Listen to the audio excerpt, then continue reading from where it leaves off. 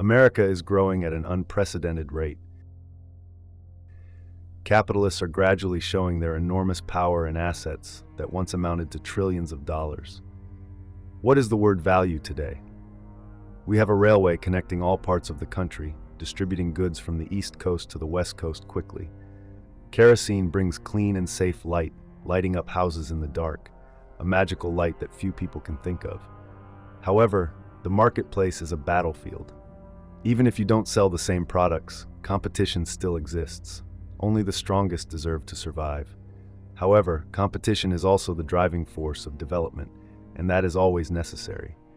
So who survived and who was destroyed? How can capitalist bosses build huge empires despite all efforts to resist and sabotage? We will continue part 2 of the series Big Capital and the Power of Money now to find out. Episode 2, Compete or Be Destroyed. In the previous episode, we learned that Keege needs to build a bridge across the Mississippi River, and the biggest difficulty is finding the required materials to support it. In those days, iron was very rare. It was only used to produce small objects such as forks, knives, and decorations. Until then, no one had ever used iron to build large structures until this man changed everything. British inventor Henry Baymer created a device that shortened the production time for a single steel line from 2 weeks to 15 minutes. Investors understand the role of new technology and begin to apply it.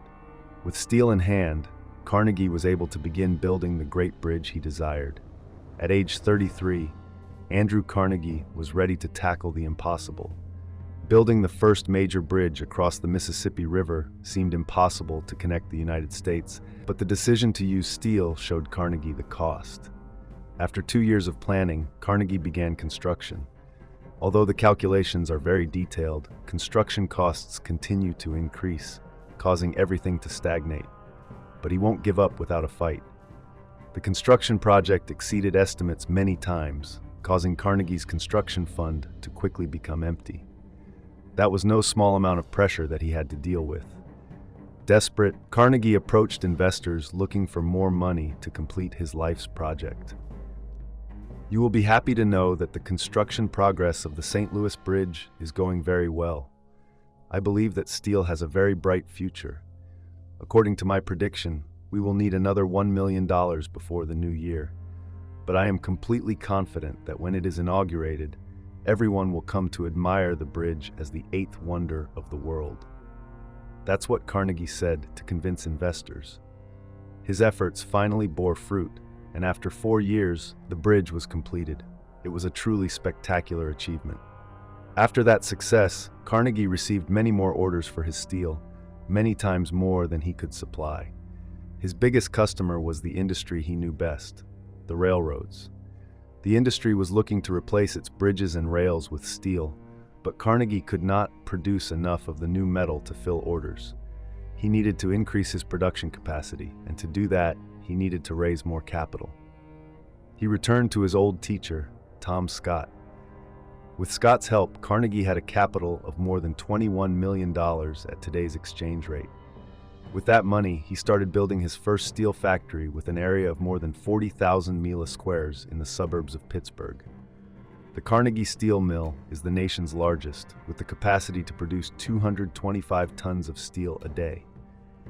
With the new factory, Carnegie could provide all the steel the country needed, and steel helped him have a greater fortune than ever.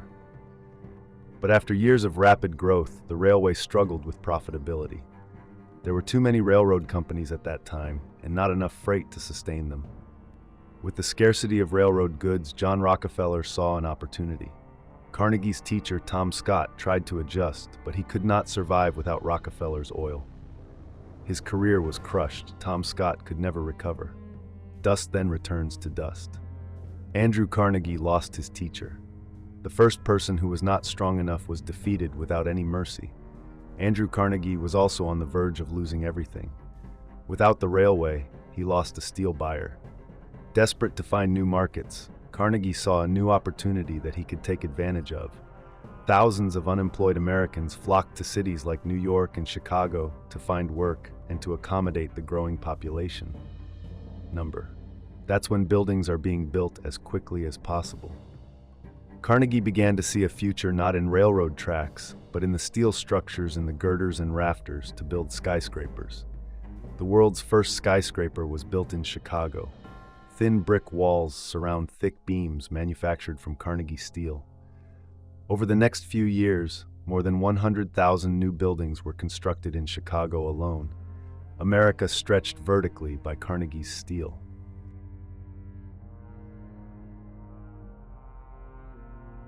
The skyscraper boom made Andrew Carnegie one of the richest people in America, but for him, that wasn't enough. John Rockefeller's personal wealth was 7 times that of Carnegie. Carnegie believed that, to avenge his teacher, he must surpass John Rockefeller to become the most powerful person in America. And to do that, Carnegie needed help from someone else, someone more cruel than his opponent. Carnegie knew the perfect man for the job, Henry Frick. Henry Frick was a self-made billionaire at the age of 30. He was one of the largest coal suppliers in the Midwestern United States, a ruthless businessman. Frick is famous for fighting to get what he wants by any means possible. Carnegie believed that Frick would use toughness to cut costs and reduce waste, which meant making bigger profits. The decision to recruit Henry Frick is considered a genius move. Frick, through intimidation and fear, renegotiated contracts favorably with suppliers of goods and raw materials. Unnecessary costs were eliminated, while output increased in the final years of the decade. The Carnegie Steel Company made greater profits than ever before. Meanwhile, Rockefeller's oil empire continued to grow. Carnegie had to make more profits, but he would pay a price for his ambition. Greed will destroy everything he builds. To surpass the country's richest man, Rockefeller, Andrew Carnegie had to become the most profitable businessman. And to do that, he needs a weapon. He had to keep production costs extremely low, and the only way at that time was to reduce wages and increase labor hours. But Carnegie was also determined to protect his image, so he let people he hired do the dirty work of oppressing and exploiting workers. Henry Frick never cared about what others thought, but only cared about work efficiency. Carnegie doesn't like being a bad person or villain, and Frick doesn't care. Now there's only one question. How much will we make next year? Frick was appointed president of the Carnegie Steel Company. His boss went to Scotland to give Frick his acting space. Frick began stripping the workers of everything he could. He decided to keep the factory running 12 hours a day, 6 days a week. That means unacceptable working conditions. Many workers at steel mills feel that changing working conditions is necessary. They are exhausted, and they want their salary to meet their lifestyle needs. It looks like there's about to be a war here. Accidents at the factory continued to increase until death due to labor exhaustion actually occurred. Death has the power to unite downtrodden workforces, and Frick knew what was coming. Knowing that he had his boss's back, Frick threw the first punch at the workers. He declared that the Carnegie Steel Company would not negotiate and that labor quality would not improve. To fight for their rights, 2,000 steel workers created barricades in front of the factory. The war has officially begun. Henry Frick calls in the Pinkerton mercenary force. The moment Frick decided to bring in this force, the angel of death was unleashed, and there was only one way for the strike to end, and that was in tragedy. Gunshots rang out, and when the war ended, 9 workers of the Carnegie Steel Company were dead, and countless others were injured. The situation was so serious that the governor of Pennsylvania had to send troops to restore order. Then Frick was assassinated. With events such as the president being shot and workers protesting, Andrew Carnegie was facing many difficulties. He had to cut short his trip abroad and quickly return to Pittsburgh. Henry Frick survived the assassination attempt. Just 3 days after being shot and stabbed, he returned to his office at Carnegie Steel. But for boss Andrew Carnegie, this event reminded him that the chairman is now a burden. Carnegie was not happy about this. He confided to a reporter in the Pittsburgh area that if it weren't for him going abroad on business, the situation would have been different. Angered by Carnegie's betrayal, Frick even plotted and directed a slow takeover of Carnegie Steel, rotting from the inside out. But the biggest challenge to Carnegie's empire does not come from within.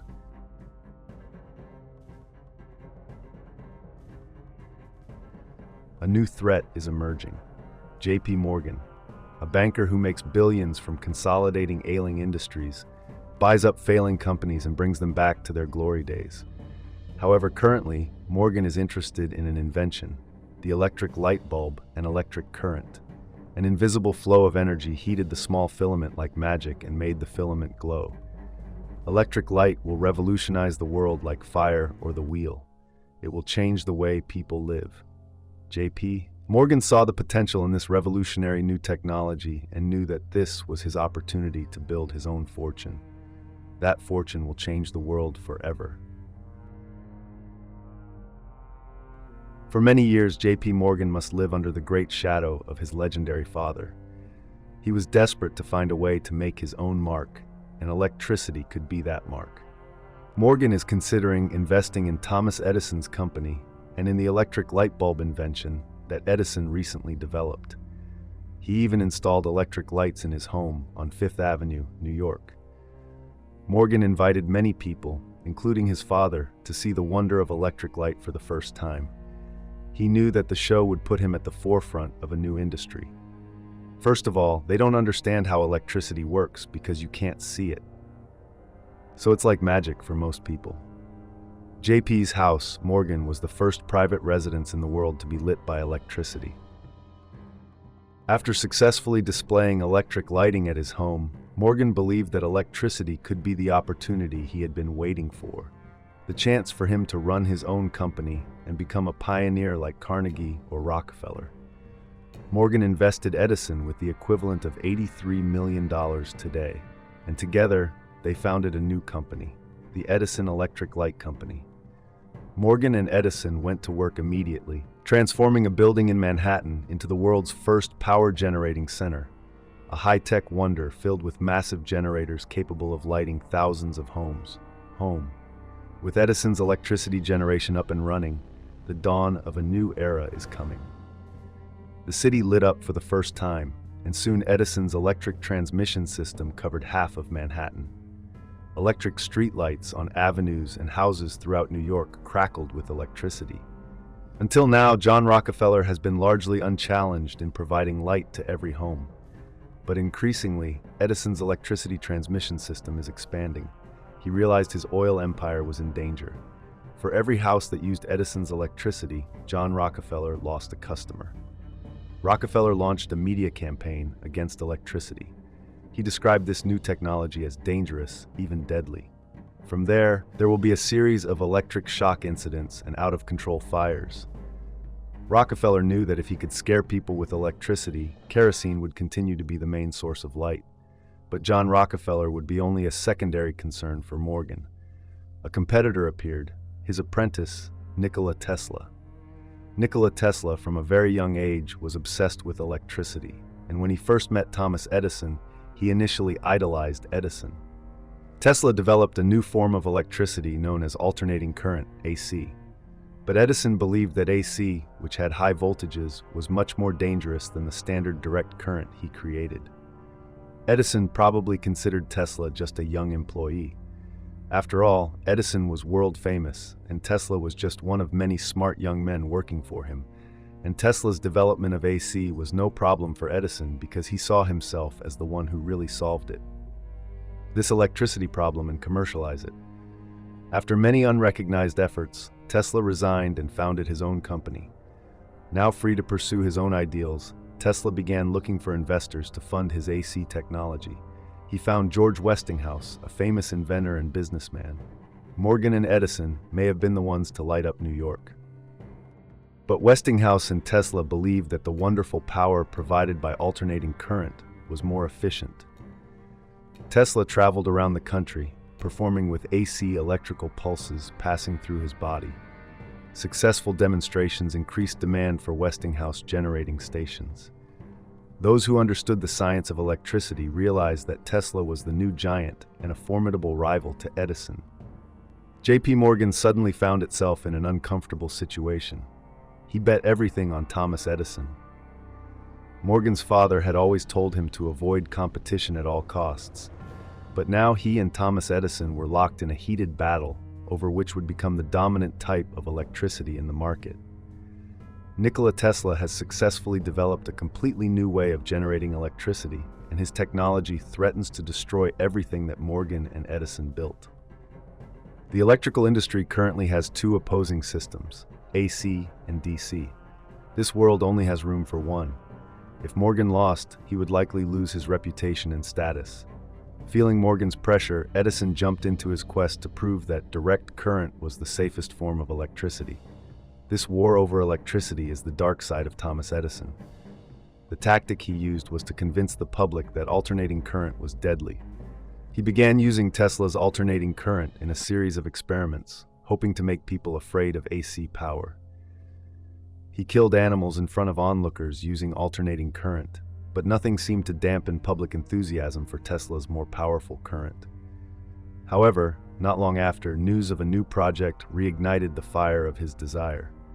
One project would undo Edison's experiments and restore public confidence in the electricity industry. The Niagara Falls Hydroelectric Plant project, the world's largest power plant, is under construction. Once completed, the waterfall's water will generate an incredible amount of power, about 120,000 horsepower, more than all the electricity produced across the country combined. Niagara is a historic turning point in the electricity industry. It not only showed that transmitting electricity over long distances was possible, but also practical. But the Niagara Power Company has not yet decided who will provide the electricity: DC generators from Morgan and Edison, or AC generators from Tesla. This world's largest power generating station will be a card that changes the entire outcome of the match.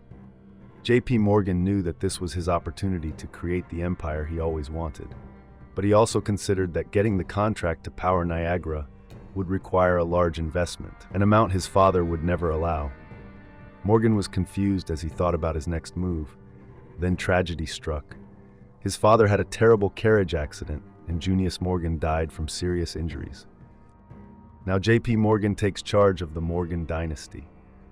The Morgan Empire has countless business investments in railroads, real estate, shipping, manufacturing, and electricity. Dad's death meant nothing could stop Morgan anymore, and he immediately had hundreds of millions of dollars. Morgan plans to use that money to get a contract with Niagara. Morgan almost understood that to get that contract, he needed to eliminate his competitors. Tesla and Westinghouse's companies are making good progress with alternating current. They want technological superiority. They invited companies to bid on power supply contracts for the fair. Morgan thought that he and Edison would definitely get this contract, but Westinghouse had other plans. He was fiercely certain that he could light up the fair for less than a quarter of the cost of Morgan and Edison. However, with a bold, albeit unexpected move, Westinghouse got the contract and immediately started working with Tesla, connecting wires throughout the fair. Finally, on opening night, with all the eyes of the world gathered on Chicago, they flipped the switch. More than 200,000 light bulbs were immediately lit. 27 million people. Coming to the fair, people witnessed an electrified world. That had a huge impact, helping the technology spread, and it was powered by the alternating current of George Westinghouse and Nikola Tesla. The fair will forever be a testament to the safety and viability of alternating current. The impressive performance of Westinghouse and Tesla also had another result. It was decided who would supply electricity to the Niagara Falls station. An unexpected turning point. George Westinghouse won the bid for the factory's electrical project. JP Morgan was seriously brought down. His dream of building a completely new industry collapsed. His attempt to make a name for himself was ruined, but Morgan was never willing to accept defeat. JP Morgan found itself making a mistake by financing Thomas Edison. Morgan is determined to gain control of the electrical industry, and he will do it the Morgan way. Westinghouse had no choice but to comply with Morgan's demands, knowing full well that competing directly with Morgan could bankrupt him. He was forced to sign over Tesla's AC patent, but Morgan did not stop at Westinghouse. Edison's DC power was a failure.